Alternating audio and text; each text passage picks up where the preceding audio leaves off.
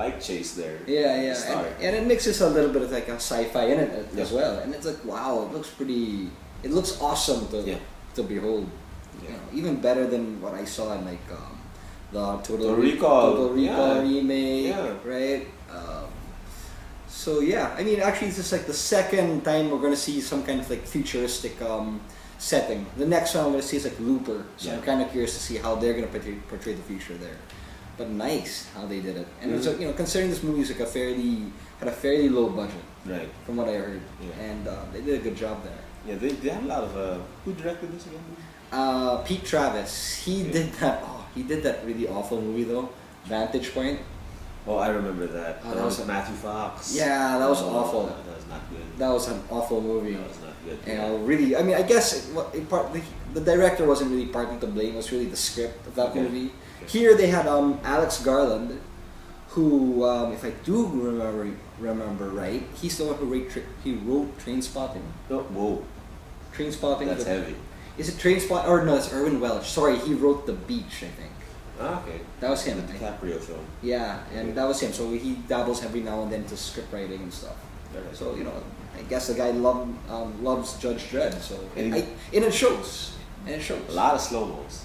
Yeah. Lots and lots of slow mos. Yeah, that's because of the. I kind of feel like, John Woo, is that you? But you know, they do a lot of slow mos because the drug of choice in the future is apparently this drug called slow mo. But still, even when the drug isn't involved, there are scenes where the splashing water. It's just slow. Or people getting tossed from buildings, because people do get tossed from buildings. Yeah. It's so slow. Pretty, snowflakes. Yeah, and broken glass.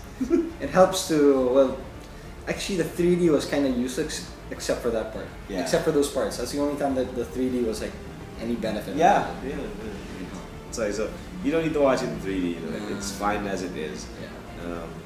And Olivia Thirlby, she's actually pretty good. She played the whole rookie. Right. And it's not the typical annoying rookie sidekick type. Yeah, this one, she was apprehensive in some instances, and she's trying to impress Dredd, but at the same time, she has this mutant power, and she's trying to say that I'm capable, I know my shit, and Wood Harris, who's the convict that they take in, you will not intimidate me, even though you're horny.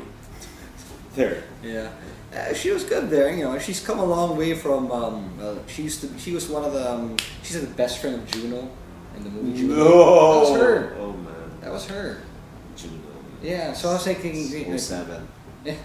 So I was thinking, wow, this girl actually has some decent range after all. Yeah. Because it's so easy to fall in that trap of like annoying sidekick. Yeah, because that's what she was in Juno. And she was interesting to watch. Because like the original character of Anderson is like, wow, she's a real babe. Right. Blonde babe, tall, leggy, and then her character here, she's pretty short actually. Yeah. Well, besides Scarlet Urban, everybody's short. Yeah. So she still pulled it off, admittedly.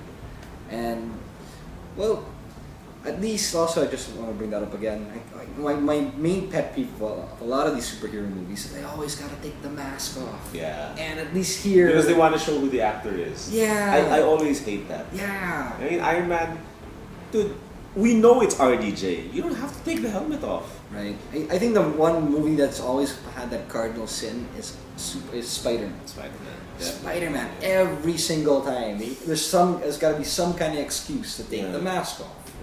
So at least here, Urban sacrifices sacrifices the vanity just to play the part. Yeah, exactly. So that was cool. Yes, there was some. A lot of the Dredd books are really about biting satire. This played out more like an action movie. Yeah. I think for me, the best movie that actually had the spirit of Judge Dredd was RoboCop. Definitely. I mean, it had everything there. I mean, this is kind of close. Yeah.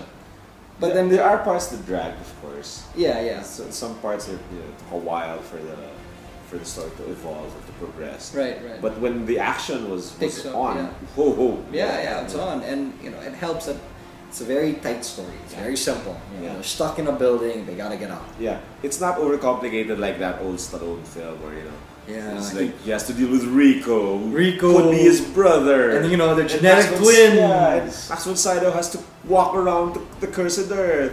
And Rob Schneider has to Rob Schneider's there, and the judges, they're being taken over. Over complicating it. It's just shoot him up. Shoot him up. That's it. And this, pulled it really well. Yeah. I have to say. Yeah. So I'm probably gonna give this a solid B. Okay. A solid B. Yeah, because it's close to a B plus for me, but the parts that dragged were just a little too much. So there. But I really love the graphic violence because Yeah. I miss that. Yeah. We miss our Yeah. R-rated movies Right, with, right, with right. just plain old graphic violence. Right. Because we're guys, we're just a step above the monkey on the evolutionary scale, so we need violence. Mm. So Yeah. I still give it a B, Yeah. but it's pretty close to a B plus. Yeah, and you know what? One thing, my main quibble here is that, the graphic violence for me wasn't enough. Actually, Well, yeah. it wasn't enough. I mean, I think there's one More. complaint I have with it between this and Expendables 2. There's too many of these damn, digital blood. It's digital blood. Yeah. It's not like the good old days. It's the old gel packs. Yeah, where's the squibs? Yeah, the squibs. Where's the squibs? I don't know. The squibs look more powerful. Yeah. Digital blood. It's like impacting. Yeah, the digital blood. It's like it's okay. It just doesn't have that same oomph. Yeah, to it. I agree. So yeah, I think it's a solid B. I mean, for its simplicity. Yeah. And Carl Urban makes for a really excellent character. Yeah, I hope there's a Fun sequel. character. I hope- really I hope hope there's a so too. sequel because there is There's a lot of story to explore. material to use here, Yeah. right? There's a lot of use to use. Yeah. So there, so solid B. It was a fun movie. Just try to avoid the 3D if you can. Yeah, you don't need it. Yeah. So yeah, next couple of weeks, Hotel Transylvania, maybe. We'll see.